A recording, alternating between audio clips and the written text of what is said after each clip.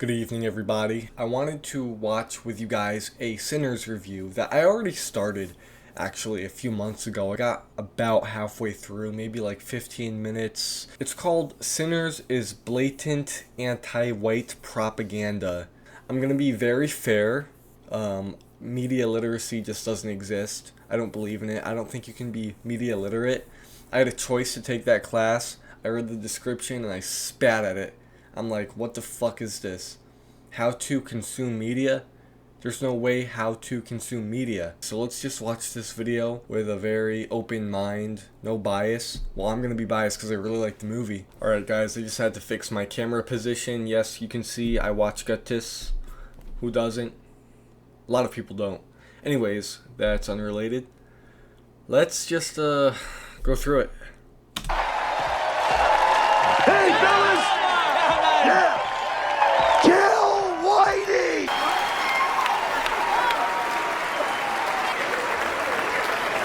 Sinners has already won many awards and will go on to win many more because it has a predominantly black cast, talks about slavery, dismisses Christianity, and most importantly, absolutely despises Whitey.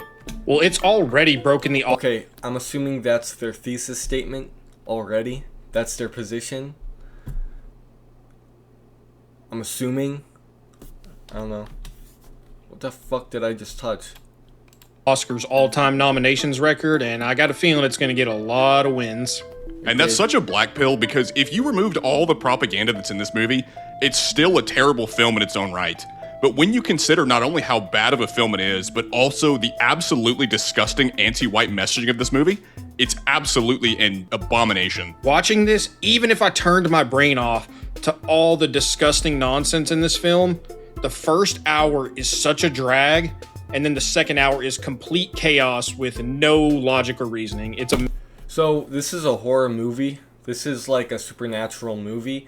I have a feeling these people are going to apply real, like reality, social stuff into this science fiction, supernatural, horror, folklore adventure. I'm assuming. Also, the first hour they consider a drag. I think it's set up. Amazing. Pretty much, but ignore all that, because people will gaslight you into trying to make you believe that this film is a deep exploration of black identity in the face of oppression and cultural appropriation by the white devils who seek to use Christianity to erase black people. So I really hope they explain what they just said. Whatever they just said, they need to prove in this video. That entire statement, I don't buy any of that shit. I had a great time. I think any normal person that sees this film will have a great time. Identity, and it paints whites as vultures and uses that same imagery many times throughout the movie to show that Whitey seeks to exploit the vastly superior black culture just to profit from it. Through years of propaganda, they've convinced tons of people that through films like Sinners, that they need to not only acknowledge but atone for the sin of being white. We're not worthy! We're not worthy! Okay, so these are two brothers making this video that run this channel. I actually read the description of their channel, two brothers, and these are how the two brothers feel when they watch Sinners. They feel like they're bowing down to like Gaelic vampires and farmers. We're not worthy! We're not! But let's get straight into our reasoning for why we think this and not waste time. The movie starts with us in Clarksdale, Mississippi in the year 1932, and we're introduced to our protagonist, Sammy. The first scene is him stumbling into a church, all bloodied, disheveled, and at this point in the movie, we don't have the context to fully understand what is happening. But what we do see is Jedediah, who's Sammy's father, starts to give him a monologue about repenting, and interspersed all throughout it, we're shown these shots of Remick, who will be our primary antagonist and is a vampire, which quite clearly indicates that the church isn't much different than these blood-sucking vampires that we're going to get acquainted with later in this film. Well, the subtext isn't exactly subtle. Like, That's whether true. it be evil white people or... Hold up, that's true. The church that he's in is actually controlling his mind in a way, so they're not wrong about that. your own family full of God-fearing Christians, all they're trying to do is keep a brother down. That's it. Following this, we're now in the present time, and Sammy is talking to his dad, and he equates being in the house of God with slavery. Want to be free of all this for a day. And his father wisely tells him, What? You keep dancing. He equates being in a church with slavery because he says, I want to be free from all of this. What film are you watching? What? No. He wants to go out and party. That's all. With the devil. One day it's gonna follow you home. And what's crazy is this comes after Jedediah makes a perfectly reasonable request to Sammy that he assist him in preparing his sermon for church tomorrow rather than playing music for drunks in a club. But you can immediately tell by the tone of this scene that it's meant to paint Christianity as a burden that exists just to restrict individual freedom. Yes, because yes, I don't think it's just a burden that exists to restrict people. I think depending on how you really feel about it, it may just free you and help you out. He wants to play music. It's like Coco. We're then introduced to the Smokestack twins as they buy an old sawmill from a white man named Hogwood, and they plan to transform it into a juke joint. Let's see how Now, Hogwood is an evil, terrible racist, and while they're discussing the details of the sale, he calls them boys, to which they immediately respond by threatening him, but then giving their money to him. And if we see you or any one of your clan buddies cross our property line, we gonna kill them right where they stand. In the next scene, the twins pick up Sammy, who we find that's out good. Kill bad guys. Threaten bad guys. Yes, we should be doing that. I don't know if they were against that or for that, but that is a good observation. We should be killing bad guys. as their younger cousin. And as they're driving down the road, Sammy's daydreaming about being in Chicago where there's no Jim Crow laws. All the black characters throughout the movie want freedom from the white man. And as we'll see throughout the film, their definition of freedom is opening up a den of iniquity and excluding Whitey to engage in all manner of hedonism. So they're mad about Jim Crow law, but what do they plan to do? Separate What is entirely. I keep pausing, guys, but what is this interpretation?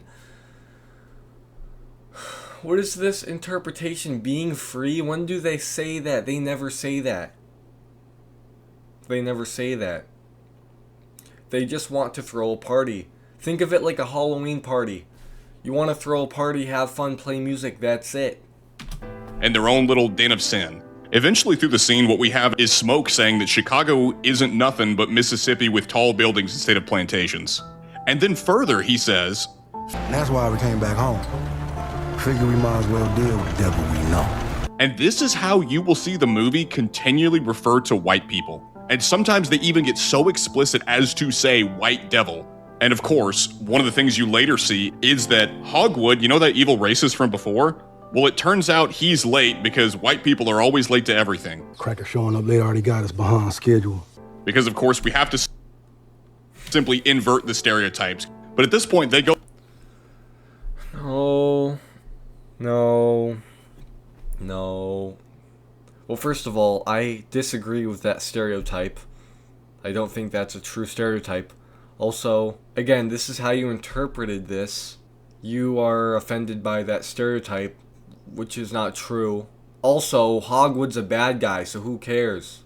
He's the clan. He's the Grand Dragon Master of the Pointy Hat. What are we talking about? go their separate ways and split up. Now, we then follow Smoke into town. And what's funny is even in the black part of town, Smoke can't leave his truck unattended for 5 seconds without blacks trying to steal from it.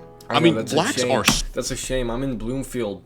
I'm in Hartford. I gotta lock my cars. I don't think it's a color thing. I just think it's a behavioral thing. I do think anybody can steal.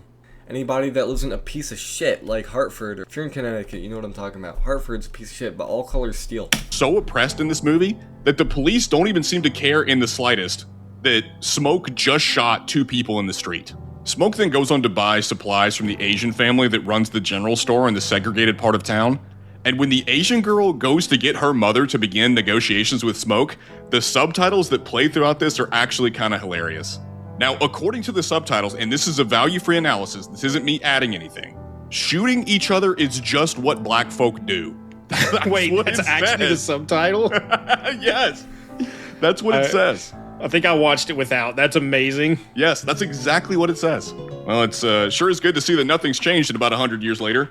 The more things change, the more they stay the same. But they are who we thought they were. But while Smoke is in town, Stack and Sammy are driving around to I'm not gonna respond to the memes or the jokes. They're just comedy. recruit others to help them at the juke that night. And the opening scene of them driving in the car, I kid you not, is Stack teaching Sammy how to muff dive. And you'll see that constantly throughout this movie. This movie is degenerate. I needed a shower after watching it. In That's case true. y'all don't know, there's a common stereotype that black men don't eat coochie.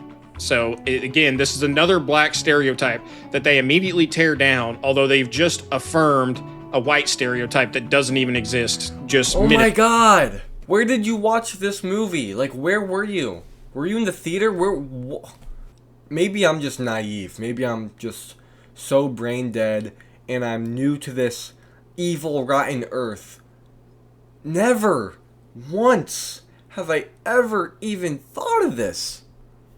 minutes earlier.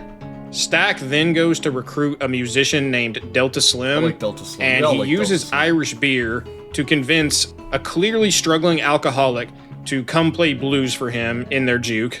And while he's talking to Slim, Sammy meets a woman named Perline, finds out that she's married, and instantly tries to smash.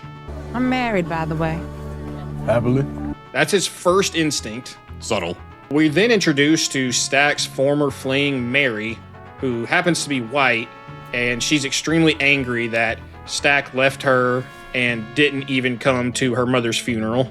And she goes off on him because of this. And I thought it was funny because after her outburst, Sammy remarks to Stack that, Maybe she ain't white. and it's just so fitting that he sees her being loud and making a huge scene in public as this inherently black quality. I was in a doctor's office not too long ago, and you know what was happening? There was a fat black woman sitting in the reception area playing a gambling app on her phone at full blast. Oh my And god. every single person watching Yeah, that's very this, whether you'll irresponsible. admit it or not, you know you see this all the time. Don't Yeah, you lie to shouldn't be doing yourself. it. I agree with them. You should not be obnoxious in public. Like, when I say obnoxious, I mean like yell or just like play shit on your phone at max volume that's like super duper, just like really inconsiderate. And it's always full blast on the volume. Well, and they're claiming ownership of it. So This I isn't actually like, agree with this oh, we're statement. sorry, we'll turn it down. This is like, yeah, this is a black quality. That's what she's saying. Well, They're almost kind of not that daring deep. you to say something. After this scene, we cut to Stack, Sammy, and Slim in the car. They pass by some prisoners, and Slim tells the prisoners, "Hold your heads." It turns out the reason that they're having to work the roads is because they were imprisoned for vagrancy. Man, you remember whenever we actually used to enforce laws? And it's funny you say that. I can't wait for people to say that these laws just disproportionately targeted blacks. What? I wonder why that is. You mean the same way that the murder laws disproportionately Don't target let them blacks? finish. Somehow that tiny percentage of young black men is just overly represented. It must be just bad luck. Just the white man doing what he does. Slim even goes on to explain that he was part of one of these groups and that because they were good musicians, the white folks let them out of prison to play music instead of serving time. And not only that, they even got paid to do so and drank all the money away. That sounds like some serious privilege to me, but what do I know? Well, and then by being blessed with this privilege from the white man to serve a lessened sentence because you're a skilled musician, he then draws the conclusion that, See, white folks say they like the blues just fine. They just don't like the people who make it. and there's also repeated remarks throughout this whole film that Christianity falsely paints blues out to be the devil's. Alright, so I'm assuming they just finished that point on that scene. They did such a bad job explaining the scene. No, so what's his name? Delta Slim and those guys played for people. Delta Slim drank all the money away. He mentions he has a friend. I'm forgetting this friend's name. That's really bad. He forgets his friend's name. I forgot this friend's name, but he has a friend, right? He goes to the train station with all of this money, a lot of money, all the money, and he was going to spend around $2.50 on the train ticket to get the heck out of that bad area. A Klan member saw him with all of that money, So then he openly accuses his friend of R-bombing some man's wife, then jumping, robbing, or killing this dude. And then the Klan or the cops or the people, I don't know, really bad explanation, by the way, like, they should have written a better... Anyways, he gets hung, and then they cut off his private parts. That's the context of that scene. They did not do a good job explaining this. I don't know why. How can you, like, do such a bad job explaining the scene? They cut off his dick. I know I'm, like, not being cohesive, but they cut off his dick after hanging him. Would you like to hear some song lyrics from Robert Johnson, arguably the most famous musician linked to Delta Blues? This is a quote. This is an exact quote. He says, "Me and the devil walking side by side, gonna beat my woman until I get satisfied." That is a quote. That is a quote. Truly black excellence, dude. Delta Slim then goes on to mention that white people have no rhythm because only white stereotypes are true, not the black ones. Speaking of having no rhythm, there's a scene later in the movie where in the juke, they stomp a guy's head in to the perfect rhythm of the blues song that's playing at the time. In perfect rhythm. Yeah, again, this stereotype thing. First of all, you guys are hypocrites. And I'm talking to the creators of this video. You're hypocrites. Who cares? I didn't even care when they made the black stereotype. Who cares? Who the fuck sat in this theater or watched it on their illegal website or on demand or Redbox or HBO, watched this movie and bugged out about the stereotypes? I didn't even notice them. That's crazy. Pale, pale moon, stomp, stomp, stomp, pale, pale moon, stomp, stomp, stomp. Yeah, I'm all too happy to be off rhythm if this is what you associate it with. It's crazy, too, because that scene is played like it's this empowering thing. Right? Hey, leave them alone so they can kill each other. What do you even say? But let's move a little further. They eventually go to recruit a fellow Type 2 named Cornbread to be their doorman. And then after that, Smoke visits his old flame Annie and recruits her to come serve food at his juke joint. Now, this woman Annie is into hoodoo magic, and it's revealed that they previously had a daughter that died, which will come into play later in the movie. But finally, we get our first view of our main antagonist, Remick, and the scene is shot in such a way that he kind of drops out of the sky and quickly runs up onto the porch of the house that's in frame. Now, how did he survive in the sun for so long? When they zoom out this kind of wide shot, it looks like there's nothing around for miles, shot. but this house, I mean, when he makes it to the porch, he's literally smoking. And of course, the couple that answers the door for him, there's a very, very blunt camera shot that shows their KKK robes in the background. In case we didn't know that every white person was evil, but...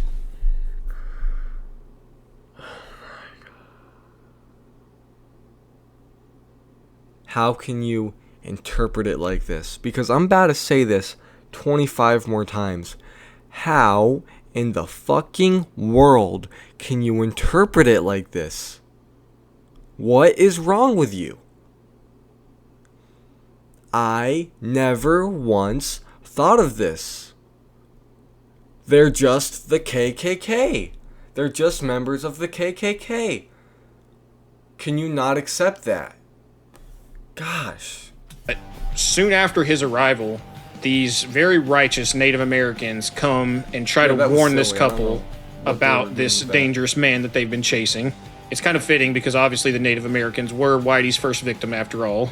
This just feeds into the classic noble savage trope that's been perpetuated in Hollywood for a long time. But moving right along, we then fast forward to a scene where the juke joint finally opens up. Unfortunately, we see Mary yet again, and she proves to be nothing more than a typical mulatto female race traitor. And you say that because it's actually revealed she's an eighth black since she says that her grandfather was half black. And it's funny, Mary herself comes out and says, I didn't want to be white. I wanted to be with you. I had no clue race was negotiable, and you could just ignore the other 7/8 of your heritage just to focus on that 1/8 that you like. And if this is the case, why did she even agree to marry a white man instead of being with Stack because that's all she wanted? Like, whenever they're discussing Mary's situation, it turns out that she is married to a white man, at which point she says, Alright, they're trying to say she's irresponsible. Yeah, I want no white man. it's like, but you did. But it turns out you don't even love him. You just used him and you want to be with this guy's stack. This chick, Mary, literally chooses the bear. And she wants so badly to shed her whiteness, leave behind her wealthy white husband, and be with this career criminal and former pimp. Which is crazy. Like, the movie portrays every white character other than her as evil. And she's absolutely a warning that even the most well-intentioned race-mixed people will eventually come and corrupt black culture. And she's painted in a morally positive light since she hates her whiteness, but she still can't fully overcome it. It is never enough. If whiteness exists in you, it will corrupt. That is the message. Now, moving along even further, we then fast forward to a part where Sammy sings a song about his dad. Okay, so a few things. I actually did agree with one point that they just said. I think it's really weird that she would choose to be with Smoke or Stack or whatever his name is over her previous marriage, just because it's risky and these people live risky lives. So they're right about that. But everything else, race trading, 1/8 black. These people are watching this film with an agenda. That's it. They're watching this film with a bias agenda. Now, he sings this song called I Lied to You, which is about abandoning his religion to sing the blues. And in the chorus of the song, he uses the line, "Somebody take me in your arms tonight." Sammy simply wants to throw his religion away just to get some nookie. That is what the song is about. Oh my god, no! That's not what it literally means. He just wants to have his own independent life. He just wants to live his own life. God. Abandoning your family and your religion to get laid. That is what he's after as a character. Now, interspersed through him singing this song, there's a scene where Delta Slim explains to Sammy, Blues wasn't forced on us like that religion. No, sir. We brought this with us from home. It's magic what we do. and now we get to my favorite scene in the movie. This scene is tough, man. I not only burst out laughing when it happened, but I lost brain cells. And yet, this is the scene that all these film critics and people that just eat up the propaganda will tell you is amazing and transcendent. Yeah, even the critical drinker who decries the message loved this scene because it displays how rich black culture is. So there was a monologue, which was the first thing we actually hear and see on screen before the movie started, talking about griots, which are these ancient West Africans that can summon their ancestors with their music, but they can also summon dark spirits, we're told. So while Sammy is playing this song that we talked about, the magical nature of his song conjures up African tribesmen, but not only that, it summons DJs up on the stage, a black woman twerking, Yeah, that was weird. and like random modern day gangsters crip walking. I am not kidding with you. These are the visions not we need to see add the future that represent the rich this. black culture. And to add on to that, the scene then transitions to where we see the roof being on fire. That's cool. And the building burning I down like that. around them. Which, I'm sorry, but I couldn't help but think they just couldn't hear the smoke detector beeping because of all I like the that scene. obnoxiously I like the loud fire hip-hop scene. that he summoned from the future. That's where my head went. And as all this is happening, the vampires are outside watching this from afar. And the way this shot is from behind the vampire's perspective, the obvious implication to the audience is that black culture, in the form of blues music in this case, is so magical and transcends space and time. But unfortunately, its uniqueness and its beauty also attracts vampires, aka whites, to come bleed it dry and to profit off of it. And again, on top of the vampire symbolism, this really also feels like an allegory for the, quote, exploited black artists by the music industry executives. I find that a pretty funny allegory when you can... Guys, this scene was cool. That's why people praise it. It looks good. The cinematography is good. The choreography is good. The music is good. All of the metrics are really good in this scene. That's why people like it. I thought it was sick. It's supernatural. It's escapism. That's all that this is. The problem with this review is that they don't know what escapism seems to be. That's what it feels like, just watching this. They don't know what escapism is. Consider who owns the majority of the record labels, and let me give you guys a hint. They don't consider themselves. Like, why are they talking about real life record labels that exist in reality when this is a folklore horror? Historical folklore horror. That's what this is. What are we talking about? Exploitative records. This is about witches and magic spells. That's it. Themselves white. I'm not gonna say what race, what people. We know I can't say that. It was a. I find that a pretty funny allegory when you consider who owns the majority of the record labels, and let me give you guys a hint. They don't consider themselves white. I'm not gonna say what race, what people. We know I can't say that. It was a Jew. I mean, the same could be said also for the slave ships, but we ain't going to talk about that. They're referring to Jews. Guys, what's your problem? Just say it. Say Jews. Just say Jews. Just say Jews. If you guys think that Jews are in control, then just say it. But getting back to the movie, I can't help but wonder if this scene of the juke joint literally being on fire and burned down with vampires looking in is a not so subtle way of them saying that all of these sinners are going to hell for their choices. And you even have a line in there, this amazing line. Witness our ritual. We heal our people. And we be free. While they're twerking and hip hop is playing. Megan Thee Stallion teleporting in from the future and twerking is the cure for white oppression. That's the deepness of this film's subtext that you've heard all about. And speaking of deep and profound subtext, the next scene is Sammy going down on Perlene despite her just saying that she needs to wash up. And his reply was, I just want to taste you. She literally just told this man her cooch was stanky, and he just dives right in. Disgusting. We then cut to a conversation between the twins. I saw that scene with my grandma because I watched this movie at my grandparents' house. So me and Grammy, we watched all of this shit. Very embarrassing, very uncomfortable. Not a grandma movie, not a family-friendly movie at all. And I actually am kind of thrown off and bothered by Sammy's deep freaking voice. He's like, what, 20? I don't know why he sounds super deep. Yeah, I know. I love the blues.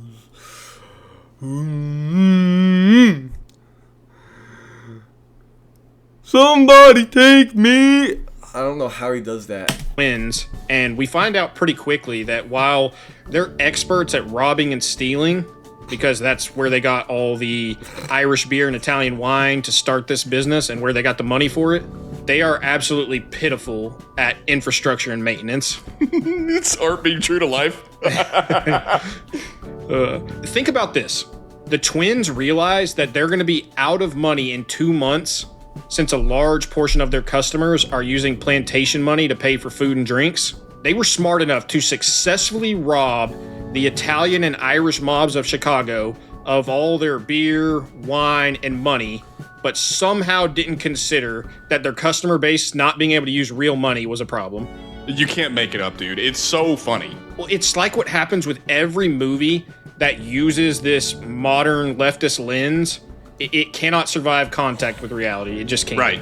The evil whites who are standing outside, you know, the vampires, they see the black people healing themselves with their culture and have come to crash the party. When the vampires ask to come in and enjoy the party and also play music, they do a little musical number called Pick Poor Robin Clean. And from what we've seen, you probably guessed it, that there is the most blunt subtext I have ever seen. It's very clear the implication here is that these vampires, again, aka whites, are here to pick clean the corpse of black culture, in this case the blues, and exploit it. There's a line in the song they sing where he says, I picked his head, I picked his feet, I would have picked his body, but it wasn't fit to eat. It has all the subtlety of a frying pan to the nuts. It's ridiculous. Now, this is further reinforced, like we said before, when you see vultures flying in the sky to drive home the point that these white people and all white people are simply culture vultures that are always lurking around. No. God, no. These are vampires. Remick is a Gaelic ancient. I shouldn't say ancient, but he's like a 1,000-year-old vampire from Ireland who wants to eat people or convert people into vampires and party all night because his soul is trapped in a constant state of depression and just absolute solitude and hatred and just doom. He's a tortured soul, so he wants to bring down everyone else with him so that they can never get sunlight, they can't get vitamin D, and so they're pale. They want to drink blood because blood is the healthiest thing you can ever consume. Guys, this is crazy. And they can't come in since they follow the standard vampire rules of needing to be invited in. So the vampires are denied entry specifically because they are white. And then one of them asks, well, how did Mary get in there? And Annie responds, She here, because she family. The vampires then ask for the ultimate liberal fantasy, which is for everyone to be colorblind so that they can all be family for one night. At which point, Smoke reaches for his gun. Can't we just, for one night, just all be family? Please take note, liberals. This is how they feel about you. And keep in mind, they have no reason to believe these are vampires at this point. They just see that they're white, and that is enough to completely ostracize them, because in the eyes of this film, there's zero daylight between white people and vampires. After turning the white vampires away, Smoke is upstairs talking to Sammy, and he warns him that he hasn't met a happy musician, and that typically the life of a musician only satisfies for so long. But Sammy's young and defiant, and he disagrees. He said that he loves this life, and he wants to continue to pursue a music career. Smoke tells Sammy that if he's dead...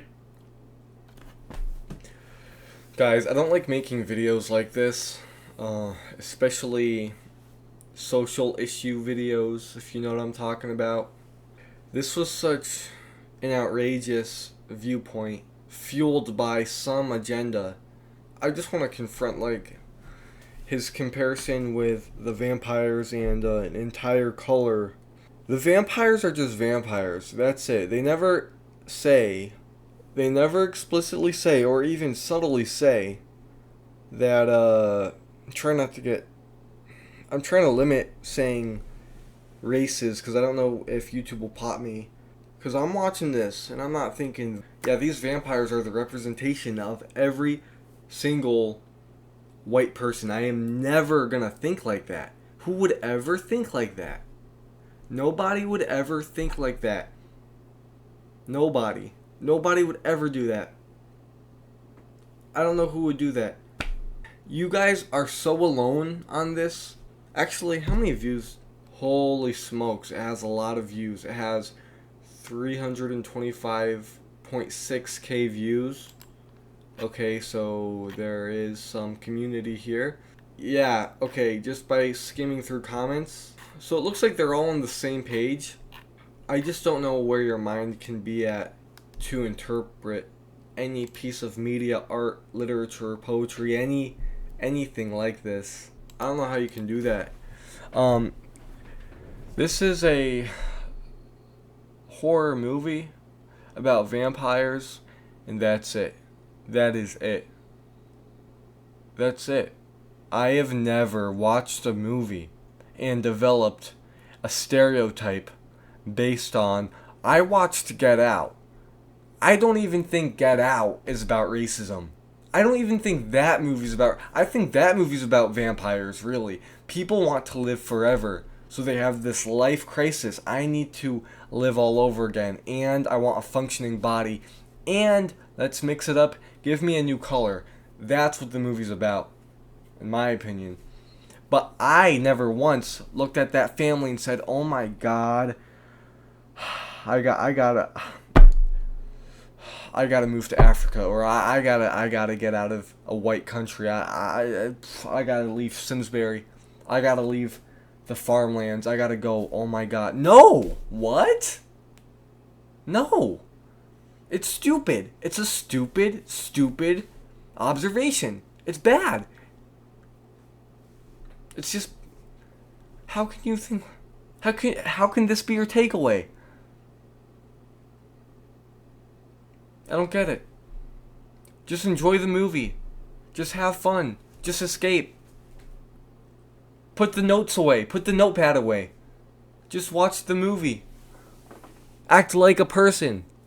And another thing, it seems like these people who are reviewing it don't really understand that a director or writer can disagree with the characters that they create.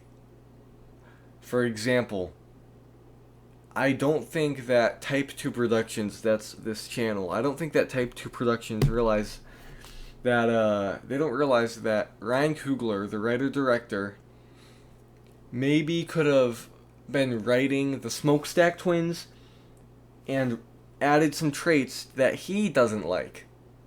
Like them not letting the vampires in. Not because they're vampires, but because of their color. I'm pretty sure Coogler isn't like, yeah, these guys rules, don't let them in, they don't deserve to go in. That's right. Because nobody would do that, because that would be crazy hypocrisy. Whoever wrote The Boys isn't writing Billy Butcher and thinking, oh my God, every single thing that this guy does, I agree with, and so should you know. Every character has toxic traits. Doesn't mean that everybody watching and everybody on the cast and crew go along with it at all. But that's all I have to say about this review. I might not even finish this video, guys. I think we might leave it off here. If I feel like it, maybe we'll finish it. But interesting video. I give them respect for doing the work, though. I did agree with some points. I will admit that. But yeah, guys, have a great night.